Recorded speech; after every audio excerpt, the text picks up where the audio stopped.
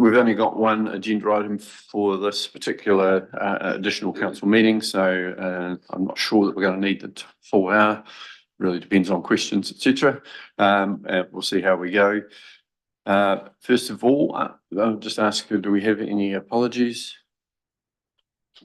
Councillor Holding. Apologies for both. Okay. Apologies for Councillor Linwood and for Councillor Holding. Someone move that we accept those. Councillor Blackler, Deputy Mayor Halalele. Those in favour, please say aye. And against, that's carried. Any declarations of interest? No. There's no public forum, so we go straight to the single item 4.1, revenue and financing policy decisions. Hand over to Mr. Hope. Thank you, Mayor Kircher. So the usual cycle is to review the revenue and financing policy as part of each long-term plan cycle, although council has made the decision to undertake the enhanced annual plan process. Given the work that has been undertaken, it was still thought advisable to carry on with the review of the revenue and financing policy that had already been started. So there are a number of matters to consider. Three sort of a full review of activities and items and how they should be funded, and the others are sort of minor tweaks and adjustments to existing policies just to bring them up to date. Yeah, it's quite a regimented process to go through to comply with all of the requirements of the Local Government Act. So that's why there is sort of quite a bit of information contained in the attachments to consider. But hopefully that's reasonably clearly laid out, and there is a recommendation with each item. With the bit more space and time that council now has, sort of the do nothing or defer option is certainly in place for all of the matters to be considered. And there are a couple of other items at the end of the appendix that, at the end of the attachment where it says, yeah, we're going to probably commit to undertake further work over the next sort of nine or so months. So some more rounded out proposals can be presented as part of the next long-term plan process. So unless there are any questions about the process, I would suggest we move to page 14 of the agenda and just consider the funding for the I suppose I should be giving it its full name, which is the Network Waitaki Sports and Event Centre. Thank you. Do we have any questions? Councillor Hopkins. Yeah, apologies, but I do have a couple that before we go to page 14, if we can, I'll flag. I wouldn't mind talking about the ratios identified on page 8 for the Sports and Event Centre Fund, but they can be covered off on page 15. I do have a question on page 9, talking about the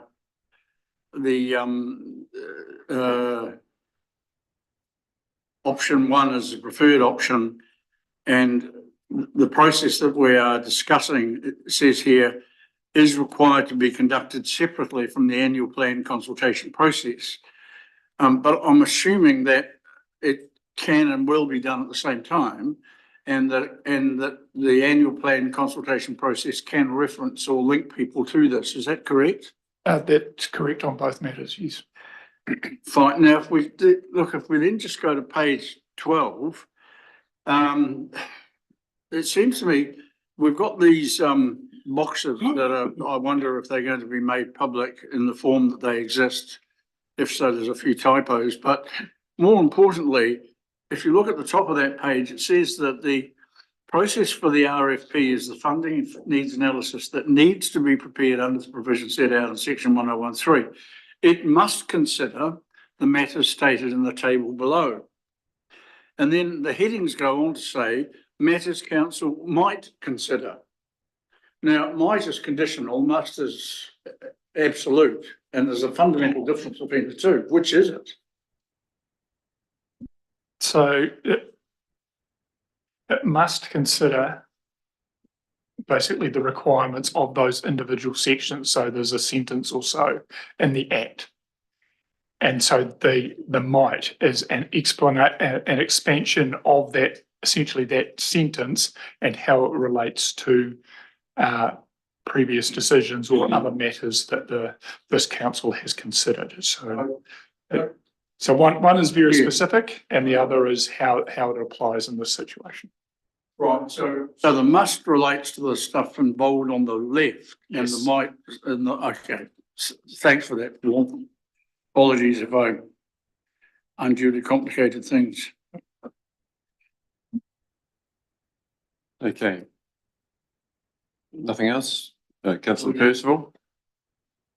Are we just questioning that part of the document, not the whole? Yeah, we're going to get onto the rest of it shortly, so I have a question for later. okay, that's good. Okay, nothing else for that part, so we'll go to page 15, 14. So, yeah, so the Waitaki Sports and Event Centre, so proposing, there are a number of options available. There are a number of similar policies council has in place already. I think, as it says, the most similar, I think, is the Waitaki Aquatic Centre, but there are some other options available, and we're, considering a couple of different ratios for this facility, given its different location and potential different mixed use. I need to highlight that under the recommendation, there are two sort of small tables. Bit of misediting on my part. The second table does have some incorrect numbers in it.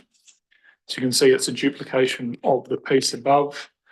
So the numbers per ratepayer under the 4311 ratio is actually 48 for Oamaru, 36 for Corriedale, 12 for Waihemo, and 12 for Ahuriri.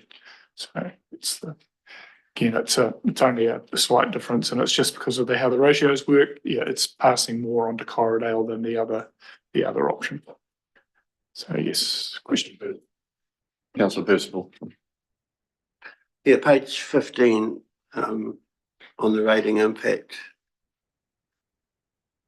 The rating impact as event centre is based per 5,000 of rates required.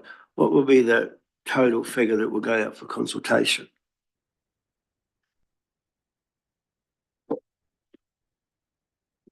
Sorry. So Can you it's just based clarify? on 500,000. Sorry. Based on 500,000. Yes.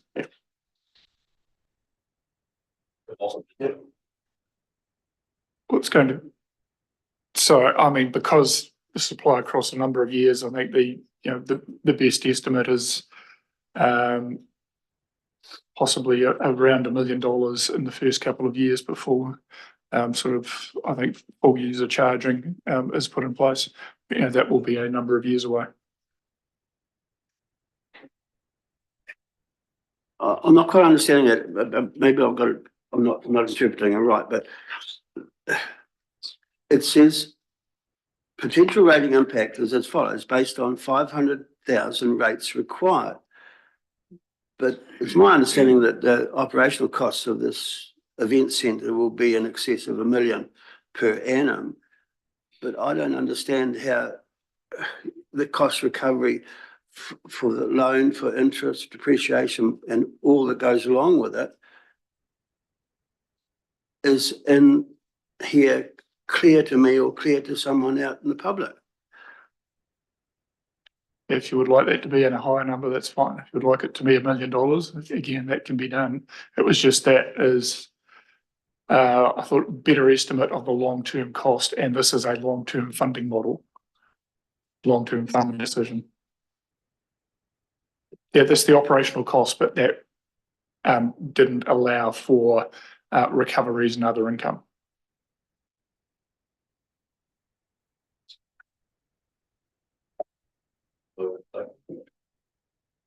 Thank you. Just regarding the ratios that we've landed on, Mr. Hope, I was wondering if you could just talk us through the rationale as to how we've come to that, and perhaps if we did use the aquatic centre as an example, do we ever collect any information on kind of the distribution of users as to how far they travel from and regularity and such like to kind of inform the ratio that we land on? No, we don't collect information on which part of the district users of the aquatic centre come from. I mean, the primary basis, I mean, this is as I said, it's a subjective decision, and it's just seen as an amount to a way to achieve some form of distribution that's relatively easy to understand. Just when it was originally, the original one was done for the aquatic centre, it had gone, previously it was based on capital value, I think it was, which meant that people in like Lake Olho Village were paying more for the pool than people in Oamaru. So there was a need for a change, and the ratio came down to what seemed to be fair for access to it and also the need to use it. And I think the difference between the event centre and the aquatic centre is that if you want to do competitive stuff, whether it's competitive swimming, you need to go to the aquatic centre, generally speaking. But if you're doing the recreational, just enjoying a bit of a swim and play in the water, there are locations like East Otago High School pool that we make a contribution to, and other pools that have give their communities access to them. So it's not quite the same with the number of casual swimmers, if you like, versus competitive is more weighted towards the casual. With the event centre, it's going to be weighted more towards the competitive side because of the organised sport that will happen there. So that's some of the rationale between changing the ratios from the aquatic centre. And again, it is subjective, and it's really what works, what people think is fair, and looking at what the access that people around the district have, and also the likelihood that they will use it. So there's a lot of subjectivity in that. Councillor Hopkins. Yeah, a couple of questions on page 15, but also if I can just, I think you mentioned, Paul, it would start on page 14. And I did have a question about the fourth heading on that page. This is the matters that council must consider, funding sources and band. And you've got heading there, moderate, for targeted rates and user charges. And I would have thought to be accurate, we should say that the likelihood for targeted rates is high and for user charges is moderate, because the targeted rate is imposed and unavoidable. A user charge is discretionary. So I just think I wonder if you get a comment on maybe distinguishing or differentiating between those two. But on page 15, I also think maybe we should have the conversation as well as putting it out to the community. But I do wonder whether it wouldn't, in this instance, be more equitable if the ratio was 4-1-1-1. Now, you might say, why is an Oamaru councillor arguing that? If you look at the costs per individual ratepayer, they're quite high, particularly in Corriedale if it's at 2. And that's, I think, a reflection of the number of people who would be rated relative in A, Oamaru and B, Corriedale. And if you put, say, Kakanui aside, I think the likelihood of people generally in Corriedale making use of the sports and event centre on a 3-2-1-1 basis is actually not particularly likely. Like Guy and others, I also question that the total they've come to, 500,000. I don't think it's accurate. We can perhaps, would you favour a document that indicated an upfront cost, say, for years 1 to 3, and anticipated OPEX costs thereafter. I don't know. It just seems to me that people may find that either misleading or understating the impact, and at least initially. But if I working on 4111, my calculation based on your 500,000 is that the Oamaru cost would go up to 400,000 rather than 351, which wouldn't be. I can't get a total number of ratepayers who would pay that, but I don't think it would add considerably to that $48 cost. Any comment on any of those matters? So in terms of the funding bands, it was really so that there was an amount of overlap between the two. And if you put one as high, so that high goes from 60 to 80. Oh, I see. Right. Okay. There's almost no overlap. Okay. So that's why I put the two moderates together. Yeah, in terms of the other, like, as I said, if the, this is just for consultation material and illustrative purposes, is if you feel collectively that using $1 million as the amount to show the indication per ratepayer would be more appropriate, then we're quite happy to change that. It's going to be nowhere near that in the first 2 years of, well, certainly not the annual plan, and not in the first couple of years, but this is a policy for that should have some life to it. So it should be as, I suppose, transparent as possible when you're asking for feedback on it.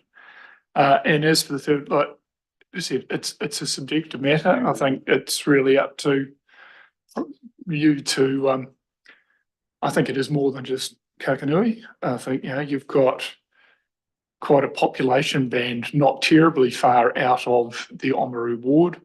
You're talking about the Waitaki Plains, Papakaio, the closer reaches of the valley. So I think there is quite a cluster of the Corridale population that is not a particularly long driving distance or travel distance away from the facility. So that's why it was felt that they would certainly have more opportunity to use it as compared to someone possibly in Kura or in Palmerston. So it is, as it says at the start of all of this, it is a subjective process. I think, if we're going to put $1 million as being the rates required, you're saying that it's going to cost $2 million a year to run, are you? Because if roughly half of it's going to come from fees, that would mean that if it's $1 million needing to come from rates, that would be $2 million cost. Just to put a reality check on that one. Yeah. As far as the others go, I mean, I'm in Oamaru ward. I can go 100 metres, and I'm in Corridale ward, and that's a lot of Oamaru is that close to Corridale. And I think people will be coming from Twizel to use this centre, and so people all the way up the valley will, and we've got a set line somewhere, and it will be a case of you can look over the road and you'd be paying something and the neighbour will be paying something else, because that's where the ward boundary is. And I have no doubt that the people of Corridale who are playing sports and have use of the centre, whether it's for events or whatever, will get there'll be plenty of them who get more benefit directly than some people in Oamaru. But as I say, we've got to draw the line somewhere. So I just put that in mind, and it is about trying to share this cost as fairly as possible. And those are some things that we do need to consider. Councillor McCone.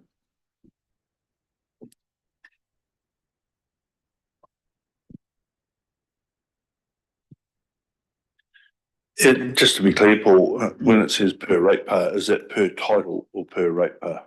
Because a lot of the country guys have multiple titles. Yeah, so that will be per separately used and inhabited portion, not per time.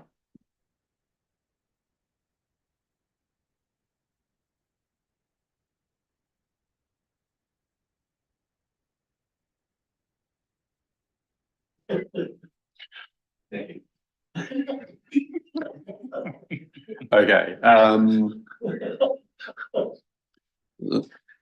so at this point, are you wanting, are we talking about going out with the two ratios, or are you wanting us to make a decision on one of them? With all of these, would like you to make a decision on one. We will include the others as, you know, in the consultation material, so the information is available, but we do need one to actually go into the documents as council's preferred option. Okay. Councillor Thompson and then Lakeland. Thank you, Mr. Mayor. As a ratepayer of 31 years, who was paid towards the aquatic centre but never set foot in the door, I think we have to have some cognizance and recognition of people in the far-flung reaches of our empire who happily pay their rates believing that it is a social contribution, but actually physically do not use the facilities that are provided here in Oamaru. Thank you. Councillor Blackman. Well, yeah, I was going to kind of take the opposite line of thinking, and I guess I'm interested in understanding, and maybe Councillor Ryan could talk more to what the anticipated, the distribution of users would be around the demographics. If it's anticipated, it's a fair spread of, the wider population, or if it's anticipated that the majority of users would be of a certain age bracket.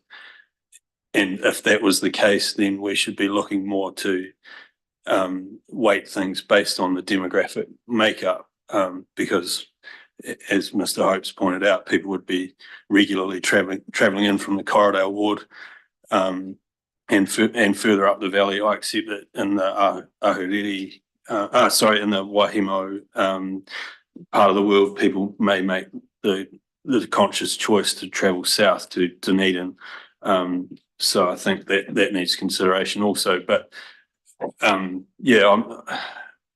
because the demographic makeup in the wider parts of the district are of a younger age group, generally speaking, I think that needs to be taken into consideration with the weighting as well, on the basis that they would possibly be more likely to use the facility.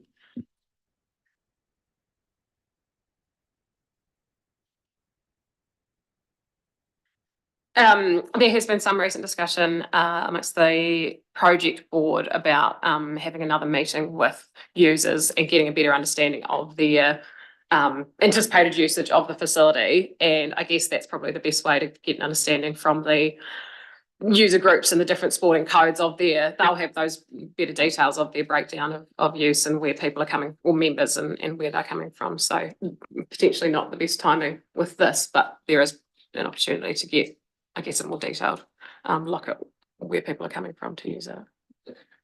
Yeah. I mean, this is to go out for consultation. So I think, that is the bit. This will attract a reasonable amount of comment, sort of addressing all of those issues. So I think you will hear a number of competing arguments from different codes and different users about what is a fair allocation. So I mean, this is just a draft for consultation, so not a final decision. So that's really why we need to take a position and then get people to comment on that. Councillor Hopkins. Thank you, Mayor Kitcher, for that clarification regarding the 1,500,000. Just to clarify then, as long as the consultation makes it clear that it is, and I know it says here potential rating impact, but if we could perhaps add some text to indicate that we're anticipating that 50% of the OPEX would come from user charges, then I think that would actually make that explicit and clear and would warrant leaving the 500,000 estimate in place at this stage. I think also your argument about people up the valley and elsewhere has merit. So having posed the question, should it be 4111 rather than 3211, I'd be happy based on the fact that, again, people can feed into the process and maybe we get more information as a result of the project board's analysis. I'd be happy for the ratio to stay as it is at the moment for the consultation. Thank you. Any further comments? No. I asked for Mr. Hope to put a couple of ratios in here just to compare, for us to be able to compare and have a bit of a discussion, which it definitely has. Personally, I think the 3211 is fair in the considering who the users will be, that the fact that they will be paying somewhere around about half of the overall cost as users, and then looking at how the mix of users, the geographic mix of that, how that should be spread. So, just to put my vote against one of the options, I'm suggesting 3211, but happy to hear before perhaps we go to a motion whether there's any thoughts about one or the other. Councillor McCone and then Councillor Thompson. Again, just for clarification, so from what I've heard, we're going to collect $500,000 and we're going to require another $500,000 for an annual cost. Does that include depreciation and interest payment annually? Yes, it does. The depreciation is on these types of things is usually the fit out, ongoing maintenance type depreciation rather than replace the whole building, because it's usually expected there'll be a fundraising effort, when a new one is eventually needed. So, yeah, just to be very mindful that we will unfund the depreciation on part of the building, but fund the things to make sure it's kept in good nick. Councillor Thompson. Thank you, Mr. Mayor. I would have initially preferred the 4311 from a total parochial point of view, representing my ward. But I take on board the argument that you've put up in terms of the user pays contribution. And I think that does actually give some equity to the proposition. So I likewise would be happy to support the 3211. Okay. Anyone want to offer a different view? I think if we don't need to move that now, I think that just becomes part of the overall motion at the end, that's the ratio that we go out with. So if we move to the next, what you want to talk on the next one, Councillor Hopkins?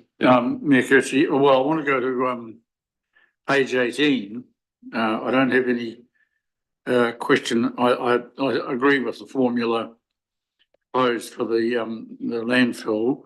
The next question I have is on the Wayland Lodge development grant, and I'm at the very bottom of that page. We've got funding sources and band and rationale, and in each case it says TBC once discussion held and decision made. I would have thought we would have had perhaps a potential position that could be included in this document, but what do officers anticipate might go into those two under those two particular headings and replace the three letters TBC?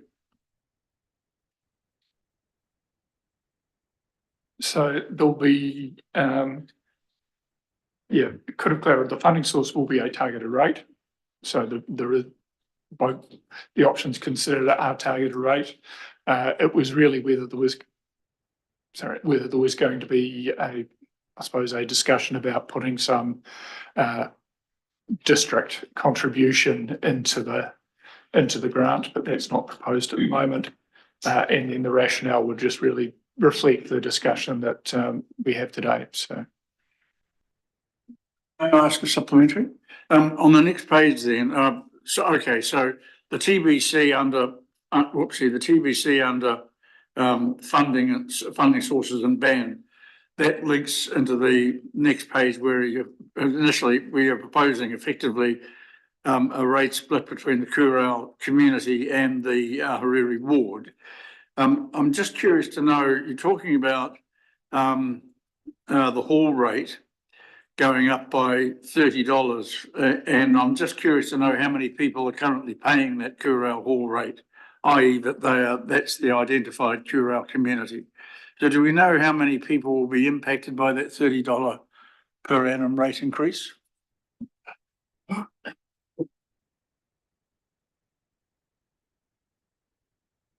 sorry, I don't have it, but I think it's around 100 people or 100 SUIPs. Might be more than that, but it's not a huge number. That's why it's a reasonably sizable amount for that rate. Yesterday, while I was up the valley, I ran into one of the trustees, and he let me know he was heading off, put his suit on, and go and turn up at Waitaki District Council's office to make the argument they should actually contribute as well, because there's the Hakatarumia area that actually benefits from having Wayland Lodge there as well. They have a number of residents that have come from that particular area. So don't know how he'll be received there, but you don't ask, you don't get. And it would be good if it was recognised by them, but obviously they'll have their issues around rates affordability as well. So we'll see how that ends up. Any further discussion on Wayland Lodge? Okay, move to whatever next page people want to talk about. Councillor Hopkins. Yeah, just for clarification, as much for the public as for ourselves, but with regard to the backflow prevention, this was discussed, was it at our last meeting, and the proposal was that the targeted rate would be actually targeted to a single property or the individual property owner. And perhaps I would just ask that the text for the consultation document makes it clear that it's a targeted rate that is very targeted, rather than implicitly people might infer that it's more generic than that. But it will be targeted to individual rate properties, won't it? Yes. Thank you.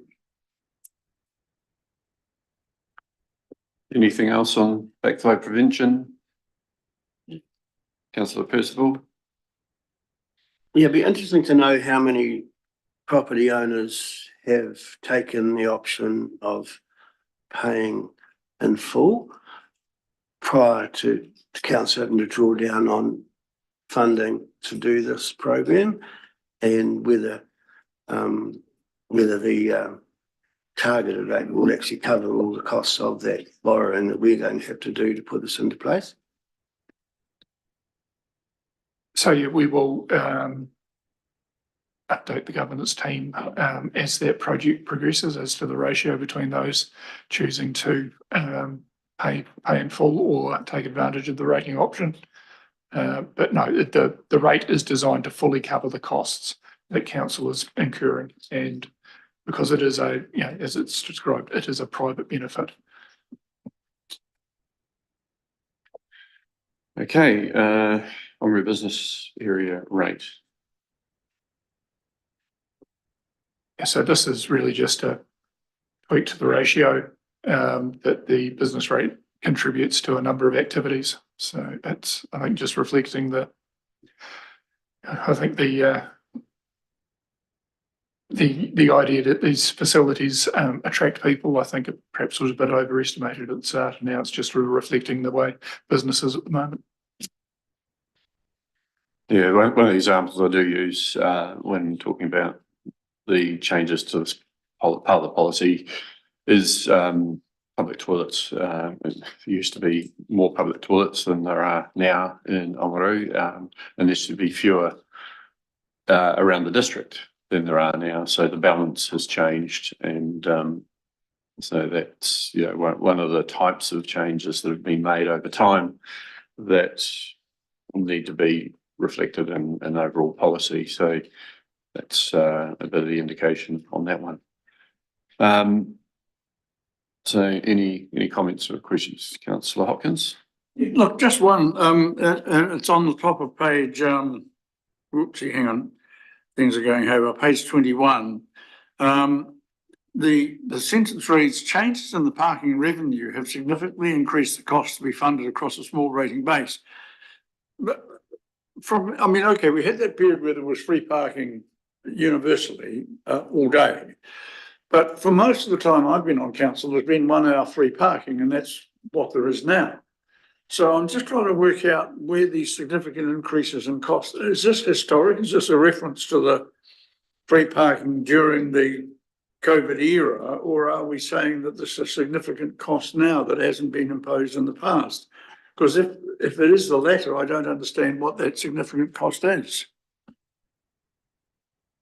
So we are generating less revenue from the parking function, and that was generating a surplus that was offsetting some of the other costs that were being incurred.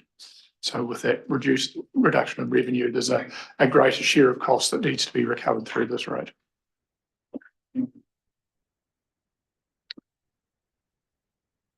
Okay, any other questions on any of those? Councillor Thompson? Just a matter of clarification, Mr. Mayor, I thought we were offering currently 2 hours free parking in the CBD, not 1. You might be right.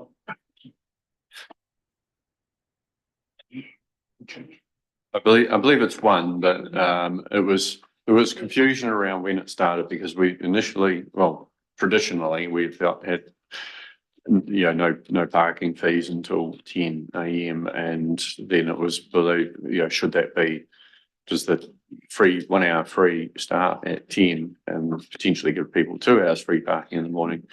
It was determined that 1 hour should be the 1 hour, and that there's not 2. So as far as I'm aware, we've been enforcing a 1 hour free parking regime. Is that clear as mud? Local government mission accomplished. Confusion. That's what Biden said. Okay. Anything else there? Yep. Councillor Hopkins. Same page, but further down, under community safety development and grants. I'm just curious if Mr. Hope can clarify what that paragraph, explanatory paragraph means. The community development function has evolved significantly since this aspect of the policy last reviewed. There is a reference to it being primarily funded from grants and other funding, but are we suggesting that the actual rate amount or quantum for the community safety development and so on is going to go up? Because I'm not sure if I've seen a line item or an actual budgeted number. So what is that actually telling us, please? The purpose of this is just to align the funding needs analysis with the way the activity is actually being undertaken, because now delivering a number of programs and services that are fully funded or majority funded by a third party, the funding ratio of this activity has changed. So the activity's grown, but it's primarily grown from third party funding. So the rates contribution is staying about the same, but the activity itself is expanding. So it's just aligning this with sort of the reality at the moment. Just the reverse of what you often point out is the targeted user base fees from some of our facilities where we say they should be getting 10% or whatever from users. This is the other way around, where actually there's a lot of contribution coming from those third parties. So getting the balance right. Councillor Blackler. I actually had a question about the forestry roading differential, but is that okay, or are we still on the community? We'll just see if anyone has anything else they want to add on community development. Hannah? Yeah, no, I'm supportive of the proposed, like adjustment, because they do a lot of, there's a lot of outcomes that come from that program. So it's just a matter of equalizing that with the external funding that we get. Thank you. Forestry. Thank you. I was just wondering if we might be able to have some examples of what some of the environmental and social type initiatives might be that are proposed to be funded from the change in the scope of what the roading differential could go towards. It seems to me that would be quite a big step change in what it's currently intended for. The intent was, I think we do, I think there's a number of other councils are looking at the wider impact on roading on both, sort of the economy, communities and the environment.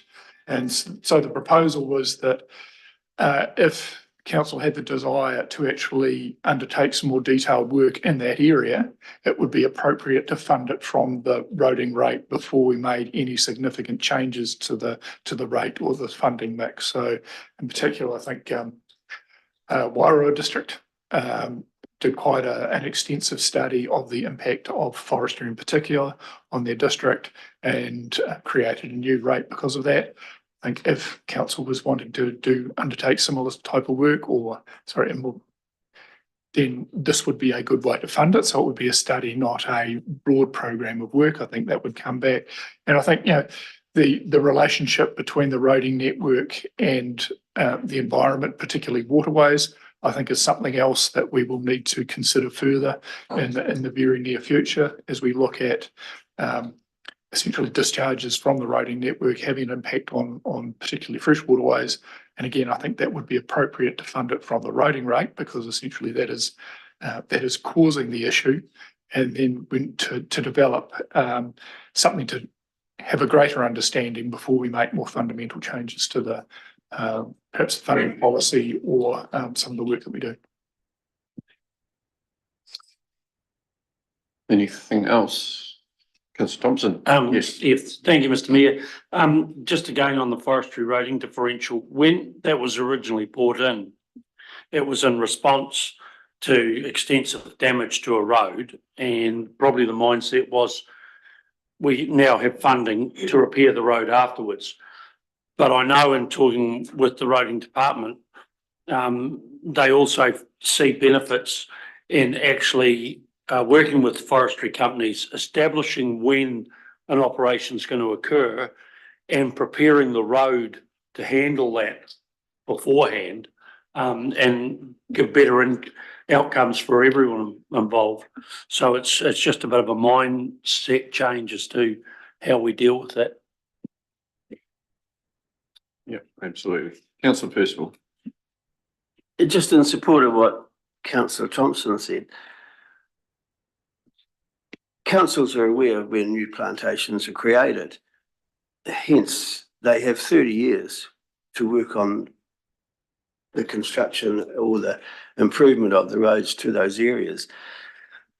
I just thought that would be interesting to follow up for Jim.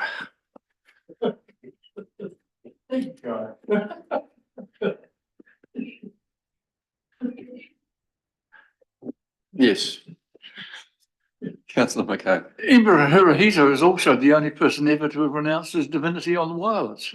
Since we're interested in obscure and rather inconsequential facts, I just thought I'd share that one with the group as well. Thank you for your contribution, Councillor Hopkins. Councillor McCain, please.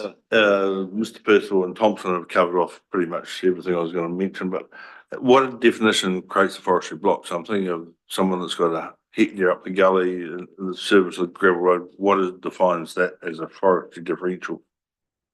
Yeah, only properties that are used exclusively or predominantly for forestry purposes. So yes, it's deliberately designed to exclude small forestry blocks as part of a larger agricultural or other property. Yeah, we've certainly tried to get the criteria as appropriate as possible and make sure we're not capturing, just an activity where a farm might have a bit of poor land planted out in trees. So that they're not being penalised or rated for a low impact on their roads. Right, anything else moving forward from there? Councillor Hopkins? Yeah, SUIPs, on page 23, is saying that there's no change proposed, but immediately above that, you talk about the concerns raised with officers over the last 12 months relating to small commercial spaces, small dwellings, etc.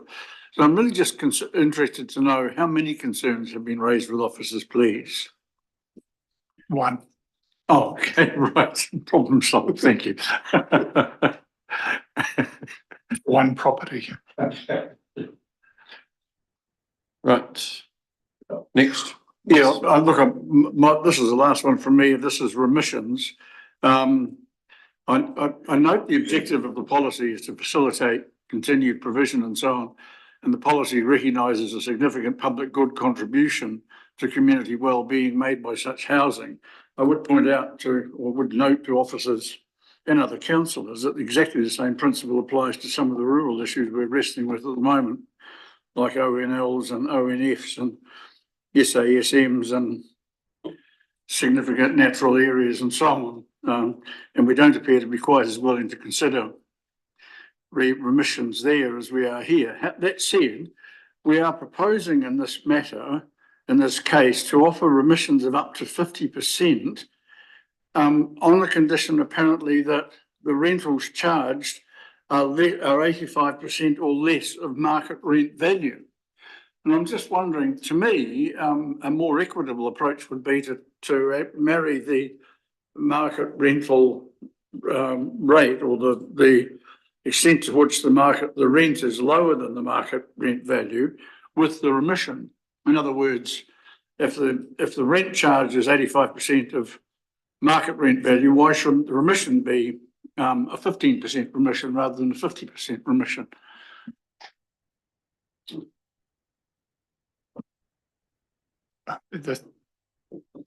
Really the idea of this was to have something that was relatively simple to actually administer, given the number of properties that are likely to be captured to it. Sorry, the more complicated the remission, it's just more work to do. This was seen as a reasonable first step in relation to this kind of property, and I think once we sort of see how it operates, then we can come back and the really good thing about remissions, they're far easier to change and adjust as you go forward compared to changing the rating system itself. Well, could I ask officers perhaps through you, Mr. Mayor Kercher, in that case, and I get the logic of simplicity, that makes very good sense, but why don't we then actually reduce the percentage of the percentage to which the rents are lower than market rent value from 85% to say 70%? In other words, just require them to be a bit more generous, those in that space to be a bit more generous with their tenants. I just note we've got Helen Algo and Gail Stewart online, so I just wonder whether either of those two would like to make comments on this particular one.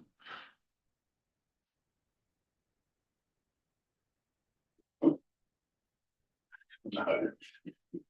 Okay, Taylor, maybe. Yeah. Good morning. Yeah, Good morning. I understand what you're saying from with requiring them to have significantly lower rents than market rent than perhaps 85%. 85% is considered the sort of gold standard for affordability in this current climate. And I don't think realistically, many providers are going to be able to keep market rent lower than that. For example, we couldn't at council with the social housing that we currently offer, and I don't think other providers would be able to as well.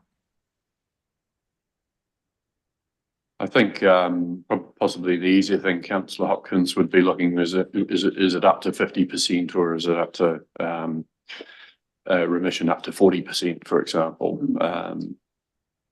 Because if you're looking at someone paying $400 a week, 85%, 17,000 a year. If they're paying $2,500, it's $1,250 off. So we're kind of paying about a third to half of the discount that they're actually giving, and whether that's considered the right amount or not is a question. So just something to think about there. Councillor Ryan. Am I able to jump back to page 22? We skipped over that one. If we just finish this one, and absolutely go back to that one then. Any other comments on the housing? Okay, so currently as is. Okay, Councillor Ryan, page 22. No, I just had a question on page 22, just about how market rate for Ormeau Airport has been determined. Just I guess given Ormeau Airport is quite different to a lot of other airports around the country, it's hard to compare to like Alexandra, Timaru, those areas. So just curious about how that was. I suppose that's the process of have the technical exercise of what is the market rate for that airport. I think all it's trying to say in this policy is that we would charge a fair amount based on doing a comparison across other users without in the specifying what that is. It's more of an intent of what we're trying to achieve out of the airport. It's on the airport. Yeah, Councillor Blackman. Thank you. I also had a question around the airport. I just wanted to confirm if the property as a whole sits in the investment income bracket, or it's just the inner workings of the operational part of the airport is what's considered here as the investment income, and everything else sits outside of that. So yeah, it's the investment income from the whole property is then how that gets deployed and required to fund as it is what contribution that should make to the operation of the airport itself. So the lease from the surrounding land in this case would be considered in the investment income bracket. Yeah, that's correct. Yeah. Thank you. Okay. Next topic. Councillor Hopkins has run out of topics. Really? I'm thinking more if you'd like me to. So to be fair, there's not much left. Yeah. The small dwelling remission, it's a sort of came along relatively late in the piece, and it's whether we just talk about it as a general idea in the consultation material for some sort of further work that might, or we just defer that one. It's probably a lot more. Yeah, it's certainly getting questions from the community. We already, as I said, do a number of sort of small dwelling remissions, but at the moment don't really have an idea of how many it would apply to or some other things. So it would probably be a more general question about whether it is the support for doing more work on this. We could do it while the consultation is being undertaken to say, well, how many potential properties and what sort of impact before you make a final decision once you get an indication from the community whether that idea is supported or not. Yeah, I'm keen to see this happen. It's one of the things we can do to encourage developments which allow people to move out of, when they're ready to move out of family homes and into smaller homes, for those family homes to become available in the market. It's an important part, I think, of the property ladder.